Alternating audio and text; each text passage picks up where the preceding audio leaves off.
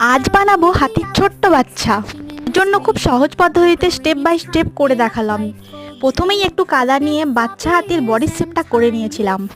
তারপর কাদার রোল পাকিয়ে পাকিয়ে 4টি পা বানিয়ে হাতির বডির সাথে পাগুলো অ্যাটাচ করে নিয়েছিলাম। আর ওই যে 4টে পায়ের মধ্যে প্রথমের একটি পা বাঁকিয়ে নিয়েছিলাম, তার কারণটা পুরো হাতিটা হওয়ার পরেই জানতে পারা যাবে। তারপর ছোট্ট হাতির বাচ্চাটির লেজও বানিয়ে নিয়েছিলাম একটি ছোট্ট। এরপর হাতির সুঁড় বানানোর জন্য কাদাটিকে একদিকটা সরু এবং একদিকটা মোটা শেপ দিয়ে হাতির সুঁড়ের সাইজের করে নিয়েছিলাম।